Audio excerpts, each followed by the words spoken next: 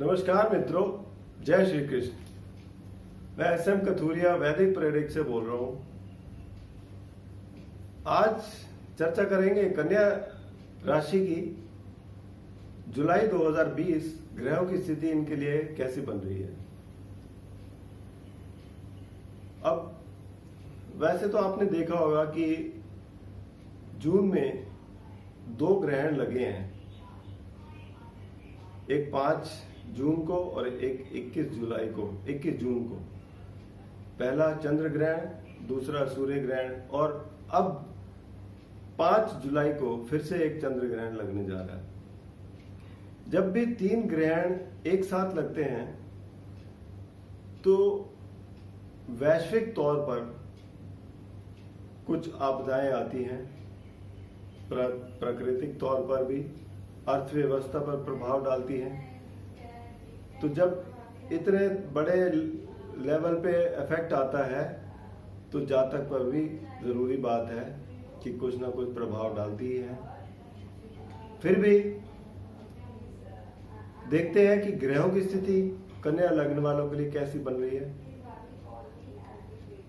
कन्या लग्न का स्वामी बुध है, जो दशम भाव में मिथुन राशि में राहु और सूर्य के साथ गोचर कर रहे हैं। दूसरे भाव का स्वामी शुक्र, जो कि भाग्य स्थान में बैठे हैं अपनी राशि में, और दूसरे भाव में चंद्र बैठे हैं, अपने चंद्र की गोचर है।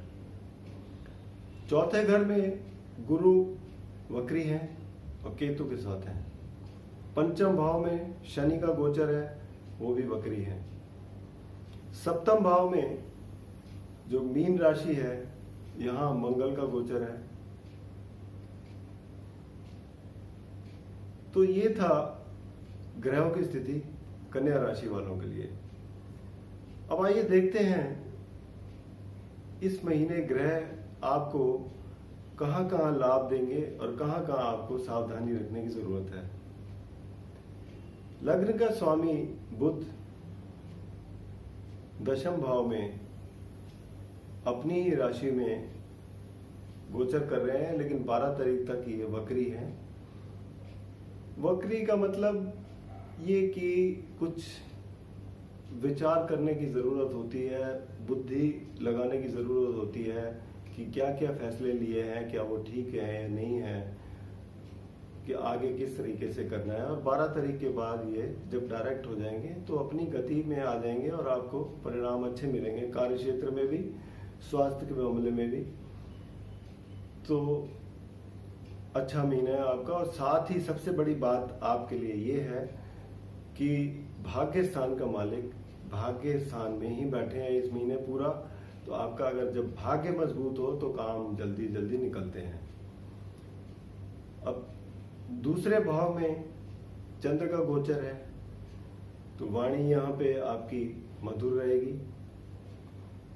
धन का लाभ भी दर्शाते हैं, क्योंकि एकादश भाव के स्वामी हैं। दूसरे भाव में अच्छी लाभ की स्थिति बता रहे हैं। चौथे भाव में गुरु वक्री हैं, केतु के साथ हैं, अपनी राशि में है, इसलिए कोई चिंता करने की बात नहीं है। हालांकि केतु नकारात्मकता लाते हैं, लेकिन फिर भी गुरु अपनी राशि में साथ ही हैं तो अच्छे ही परिणाम मिलेंगे। परिवार में कोई ऐसी बात नहीं है। पंचम भाव में शनि का गोचर है, ये वक्री है। अब वक्री शनि खासकर अपने भाव में, पंचम भाव में आपके सोच को अफेक्ट करते हैं।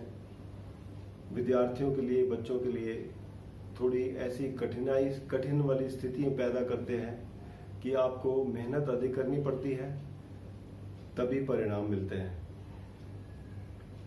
तो यही है शनि के लिए, क्योंकि ये छठे भाव के भी स्वामी हैं।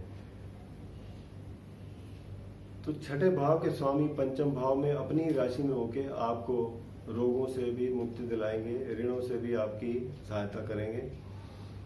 सप्तम भाव में मंगल का गोचर है। अब मंगल कन्या राशि वालों के लिए तीसरे और अष्टम भाव के स्वामी हैं।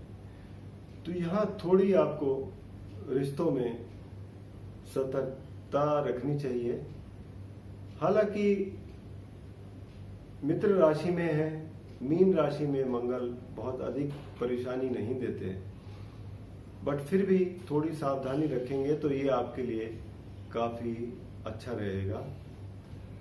नवम भाव जैसे मैंने बताया, भाग्य बहुत मजबूत है आपका। शुक्र बैठे हैं यहाँ पे अपनी राशि में, स्वराशि के। आपके काम बहुत तेजी से निकलते रहेंगे और कार्य क्षेत्र की स्थिति भी आपकी बहुत अच्छी है। बुध और राहु का गोचर है, तो कोई घबराने की बात नहीं है। ये था गोचर कन्या राशि वालों के लिए जुलाई के महीने का। अगर व्यक्तिगत तौर पे कोई भी परेशानी आ रही हो तो आप नीचे दिए गए नंबर पर संपर्क कर सकते हैं या फिर vedicpredict.com पर लॉगिन भी कर सकते हैं। उपाय के तौर पर कन्या राशि वालों के लिए चाहिए कि 8 वर्ष से छोटी कन्याओं को उनका पूजन करके और उनको